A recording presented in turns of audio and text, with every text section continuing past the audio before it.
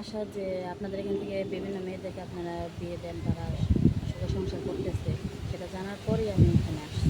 আচ্ছা, কতদিন সংসার করছিলে? 6 মাস। আপনাদের প্রিয় অনুষ্ঠান জীবনের গল্প নিয়ে আমাদের ক্যামেরার সামনে হাজির হয়েছে রত্না আপু। আপুকে জানাই সালাম। আসসালামু আলাইকুম আপু, কেমন আছো? ওয়ালাইকুম আসসালাম। আসসালামু আলাইকুম। আপু তুমি কেমন আছো? ভালো। আচ্ছা আপু, তোমার নামটা তো বলেই দিয়েছি, তারপরেও পুনরায় আবার প্রশ্ন করি। তোমার পরিবারে কে কে আছে এবং তুমি কোথায় থাকো, তোমার জন্মস্থান কোথায়, একটু দর্শক বিন্দুদেরকে বলবে।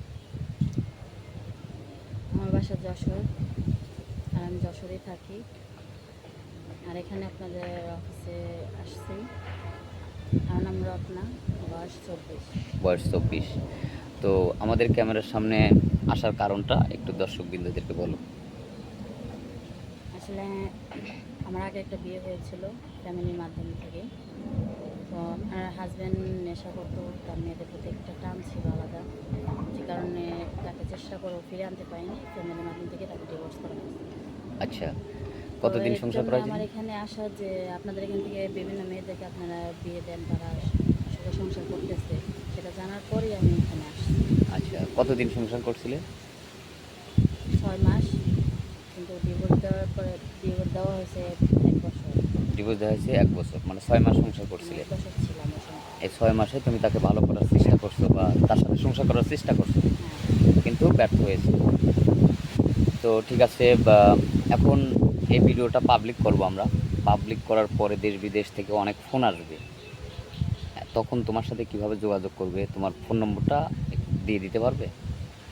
আসলে আমার হাজব্যান্ড ডিভোর্স হওয়ার পর থেকে আমি ফোন ইউজ করি না। কারণ ডিভোর্স নিয়ে যদি ফোন ইউজ করে, কার সাথে কথা বলে, নানান প্রশ্ন করতে পারে, যে কারণে ফোন ইউজ করি না। তো আমার সাথে যদি কন্ট্যাক্ট করতে হয়, তার জন্য আপনাদের নাম্বারে ফোন দিতে হবে। নম্বরে ফোন দিতে হবে। আচ্ছা, ঠিক আছে। আরেকটা বিষয়, এখন তোমাদের ফ্যামিলিটা কিভাবে চলছে? ফ্যামিলিটার দায়িত্ব কে নিছে, তোমার মা না তুমি? ফ্যামিলির দায়িত্ব এখন মার উপরেই আছে, কারণ আমার বাবা যে ব্যবসা যেগুলো করে গেছিল, যেগুলো রেখে গেছে, সেগুলো দিয়ে আবার চলছে। এখন আমি একটা জব করতেও চাচ্ছি, যদি এরকম মনের মানুষ পাই যে না, সে জব করতে দেবে না, সে তার সংসার রাখবে, আমার ফ্যামিলির দায়িত্ব কম বেশি চালাবে, তাহলে কোনো সমস্যা নেই। আর যদি বলে যে না, তুমি জব করতে পারবে, তাতেও হবে। ও আচ্ছা, তুমি এমন একটা মানুষ চাচ্ছ যে যদি তোমাকে সে জব করতে দেয় তুমি করবে তোমার ফ্যামিলি চালানোর জন্য, আর যদি সে মনে করে যে না, তোমার জব করা লাগবে না, তোমাকে প্লাস তোমার ভাই বা তোমার মাকে সে নিজেই চালাবে, দায়িত্বটা নিবে, তাহলে সেক্ষেত্রে তুমি জব করবে না, যদি স্বামী চায়। তো এরকম একটা মনের মানুষ চাচ্ছ, হ্যাঁ। এটাই তো? তো তোমার ভিডিওটা আমরা এখন পাবলিক করব। পাবলিক করার পর দেশ বিদেশ থেকে অনেক ফোন আসবে, তোমার সাথে কিভাবে যোগাযোগ করবে। এর আগেই তো বলছো তোমার কোনো পার্সোনাল ফোন নাই, তাই তো? হ্যাঁ। আচ্ছা, ফোন নাই, তোমার ফোন কেনার সাধ্য নাই, না সাধ্য আছে কিন্তু তুমি ইউজ করো না?